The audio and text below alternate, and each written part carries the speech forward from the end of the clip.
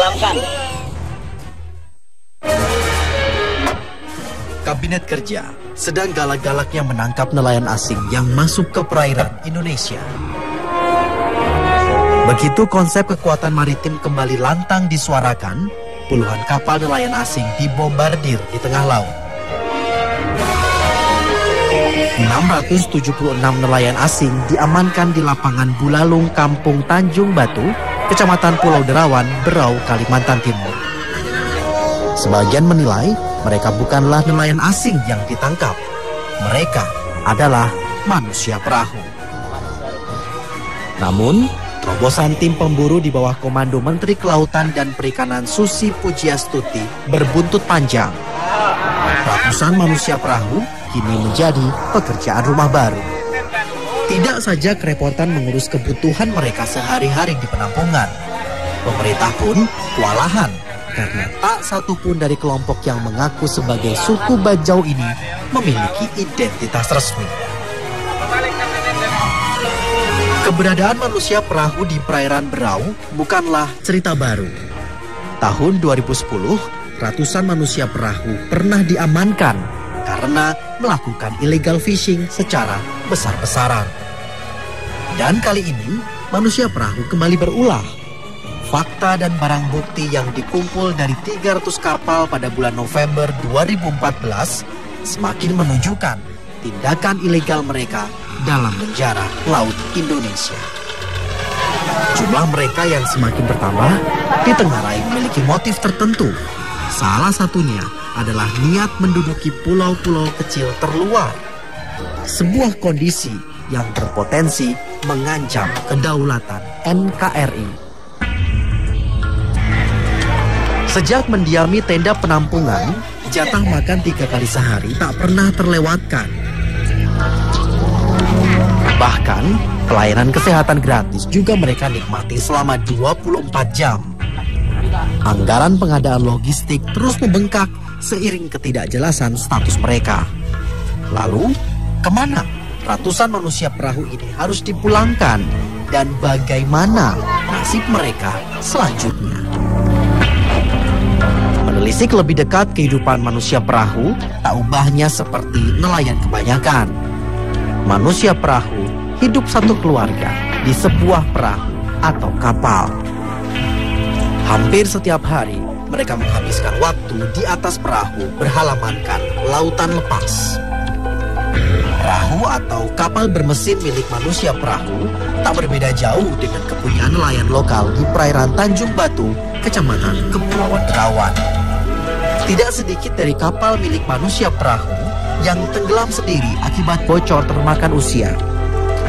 Karena kapal juga berfungsi sebagai rumah, isinya pun lengkap dengan peralatan makan dan masak. Ini yang sedikit membedakan dengan isi kapal milik nelayan lokal.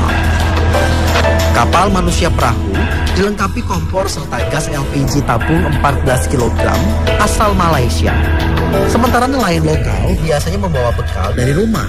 Kalaupun menggunakan kompor, kebanyakan menggunakan kompor minyak tanah.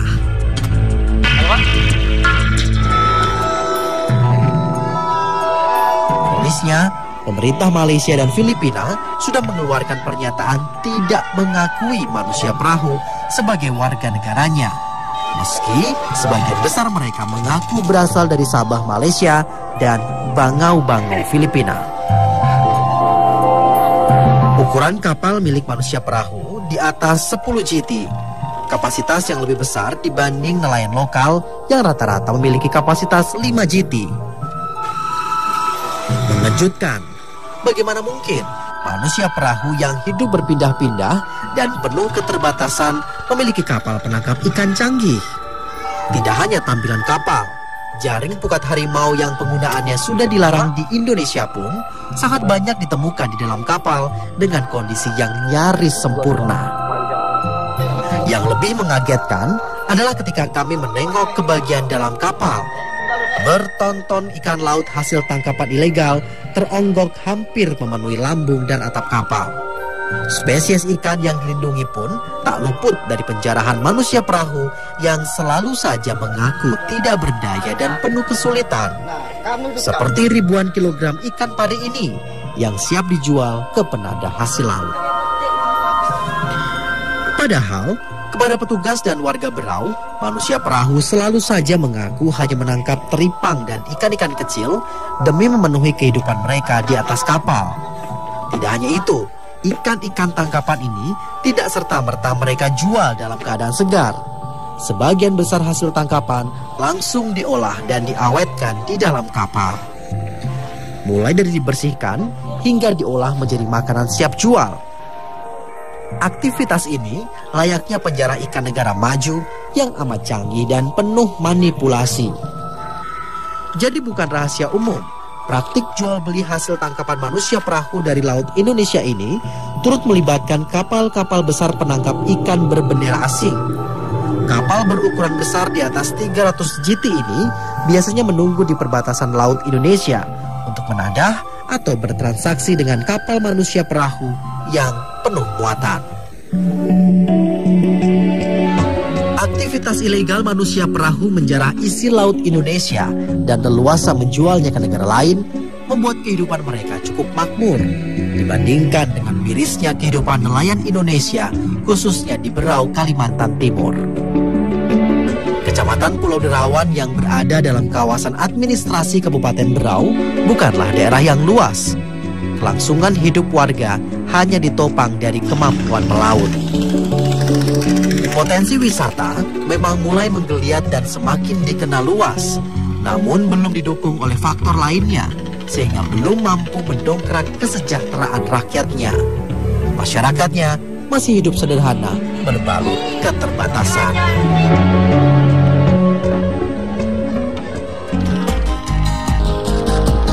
Dihuni tak lebih dari 300 jiwa dengan 150 kepala keluarga, Derawan memang bukan desa yang ramai.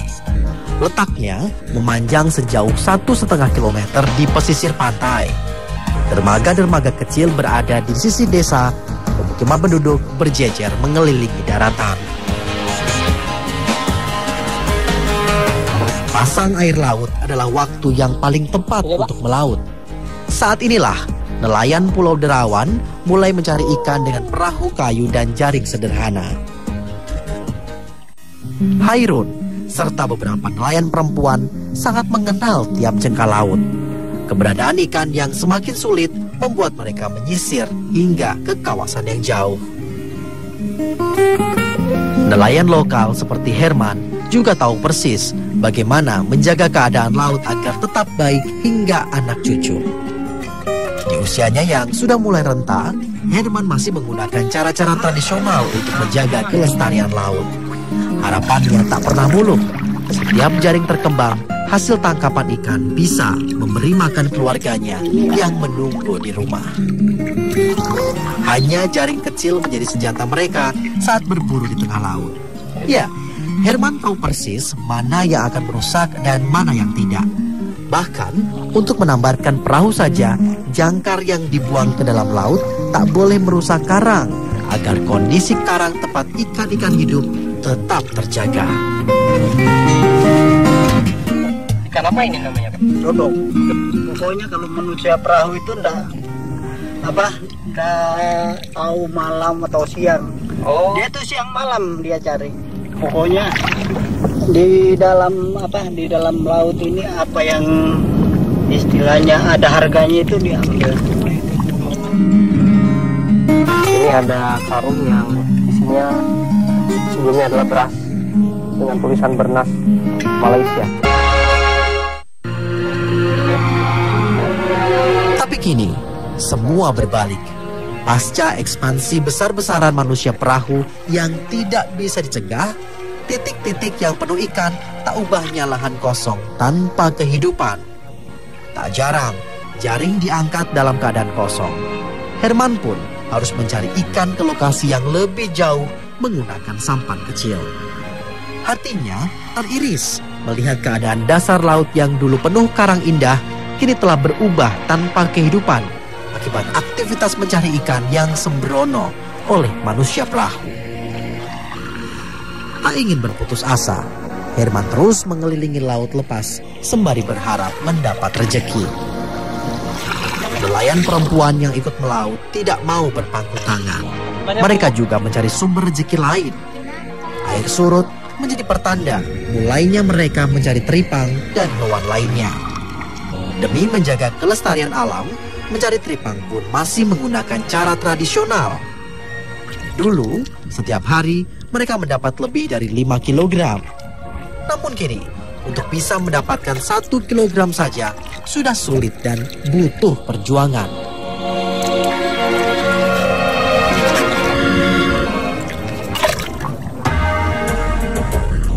Rusaknya terumbu karang di sekitar pulau mereka akibat aktivitas memancing manusia perahu yang kerap menggunakan bom dan racun potasium membuat teripang sulit ditemukan.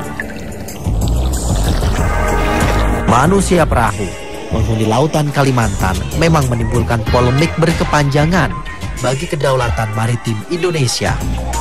Sejak tahun 1970-an, manusia perahu sudah menjajah perairan Indonesia. Warga Berau mengenal mereka sebagai warga suku Bajo, suku yang turun-temurun bekerja sebagai pelaut yang tersebar di Sulawesi, Malaysia, hingga Filipina. Bukan tanpa alasan, mereka dibuang oleh negaranya sendiri.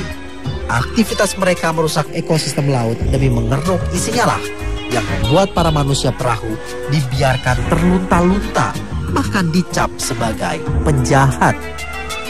Di tengah statusnya yang tanpa kejelasan dan butuh makan, Indonesia lah yang mereka pilih untuk kembali mengulang dosa. Dipilihnya Indonesia karena di negara dengan luas laut mencapai 2/3 wilayah ini, mereka bebas melakukan apa saja tanpa harus terkena razia atau ditahan. Kebebasan berbuat apa saja inilah yang membuat ekspansi besar-besaran manusia perahu asal Malaysia dan Filipina datang dan menguras hasil laut Indonesia dengan semena-mena. Kapal patroli pun kesulitan melacak aktivitas mereka karena cukup licin dan kerap berpindah tempat. Tak jarang mereka menempati pulau-pulau kecil terluar Indonesia sebagai tanah mereka. Demi menjaga kedaulatan tanah air dan kekayaan di dalamnya, patroli laut pun mulai bergerak intensif. Mereka menyisir tiap jengkal laut Kalimantan.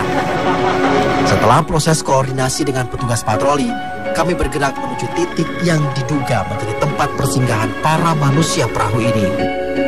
Keterbatasan armada patroli kerap menyulitkan petugas menindak aktivitas ilegal manusia perahu dan kapal-kapal asing ilegal yang kerap menjarah hasil laut Indonesia. Nanti kita nyusuri sampai ke belakang Pulau Rabu-Rabu. Di sana juga mereka sering berkumpul di sana kalau sudah situasi mau malam begini. Jadi mereka berpindah-pindah begitu ya? Mereka berpindah-pindah, cuman pada saat dia mencari ikan, pada saat itu dia nyebar. Tapi begitu sudah sore mereka berkumpul jadi satu. Jadi susah juga ya diprediksi mereka itu di mana saat itu ya? Susah. Tidak terasa, sudah berjam-jam kami mengarungi lautan lepas. Sekitar 22 mil dari batas laut Pulau Derawan, akhirnya kami menemukan sebuah bangunan kayu yang diduga bekas digunakan manusia perahu. Peralatan masak bekas pakai terdapat di dalam pondok ini. Jala penangkap ikan pun masih tersimpan rapi. Diduga keberadaan patroli sudah diketahui oleh manusia perahu dan mereka secepatnya melarikan diri. Belakang itu. Jadi ini salah satu bukti yang mengidentifikasikan bahwa manusia perahu juga berasal dari negeri jiran, pemirsa.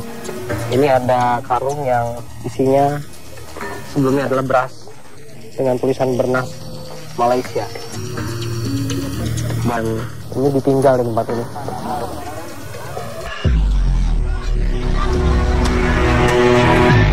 Setelah berhasil diburu dan ditempatkan di tenda pengungsian, nasib manusia perahu semakin tak jelas. Ratusan jiwa tak beridentitas masih menunggu kepastian. Upaya pengamanan serta penyelamatan atas dasar kemanusiaanlah yang kini diterapkan oleh pemerintah Berau sembari menunggu proses identifikasi serta investigasi mendalam untuk menghimpun seluruh data. Proses ini tentu memakan waktu yang tidak sebentar, mengingat jumlah mereka yang sangat banyak, mulai dari usia dewasa hingga anak-anak. Aspek kemanusiaan yang kini menjadi pertimbangan utama saat menampung ratusan manusia perahu di tempat ini, pemirsa. Secara hukum, mereka bukanlah warga asli Indonesia, bahkan tidak sedikit dari mereka yang berasal dari Filipina dan negeri jiran.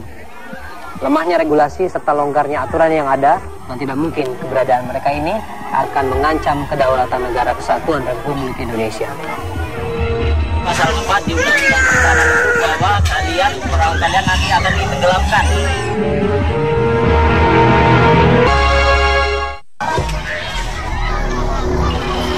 Bagi Mat Selby, tinggal di daratan selama berbulan-bulan justru membuatnya bingung. Hari-harinya hanya dihabiskan dengan bermalas-malasan. Laut seolah tak bisa dipisahkan dari hidupnya. Karena itu, hidup di penampungan seperti ini membuatnya sengsara. Pria paruh baya yang berasal dari Sampurna, Malaysia ini membawa 10 anggota keluarganya. Mat Selby sudah cukup lama berada di Indonesia. Tak heran, ia cukup fasih dan mengerti bahasa Indonesia. Indonesia mau kemana lagi? Dibikin susah sama polis Malaysia. Iya.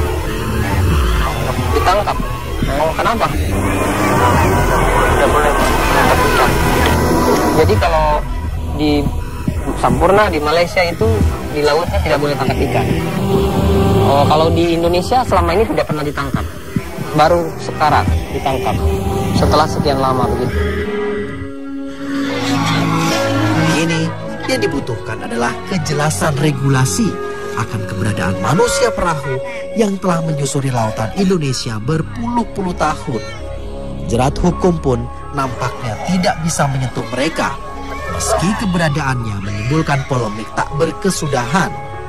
Baik dari terancamnya kedaulatan rakyat hingga hancurnya ekosistem laut dengan cara manusia perahu menjarahnya. Jangan sampai tenggang rasa atas dasar asas kemanusiaan malah membuat Indonesia berada dalam posisi tanduk yang makin menyulitkan. Bahwa kalian sudah dipulangkan ternyata masih melanggar, maka resikonya adalah kalian akan dikenakan dengan undang-undang yang berlaku di Republik Indonesia. Ya, Republik Indonesia. Undang-undangnya salah satunya berbunyi kalau tidak salah pasal 4 di Undang-Undang Pertahanan itu bahwa perahu kalian nanti akan ditenggelamkan. Ratusan manusia perahu yang diurus pemerintah Kabupaten Berau memakan banyak biaya. Sementara di sisi lain, masih banyak warga negara Indonesia yang menempati pulau-pulau di sekitar Laut Kalimantan masih hidup dalam garis kemiskinan dan jauh tersentuh kesejahteraan. Koordinasi 3 kementerian, yaitu Kementerian Luar Negeri, Kementerian Kelautan dan Perikanan, serta Kementerian Hukum dan HAM, belum juga mengerucut ke sebuah keputusan. Nasib manusia perahu terkatung-katung di tengah pemukiman warga Kecamatan Pulau Derawan.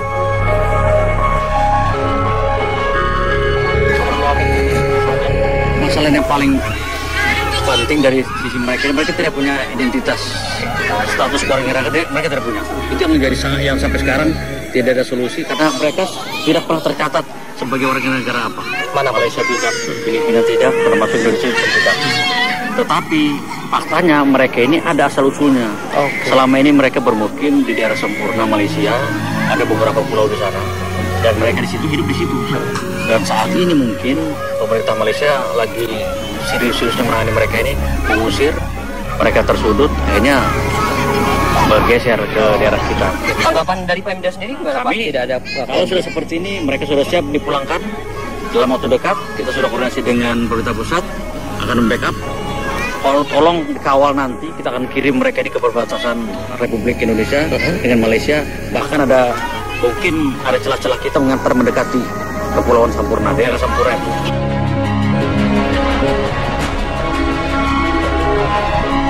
Mungkin cara negara tetangga seperti Malaysia dan Filipina bisa saja ditempuh dengan ringan dan amat tegas mereka mendiskreditkan warga mereka sendiri karena dinilai mengancam keutuhan negara dan kelestarian lingkungan laut.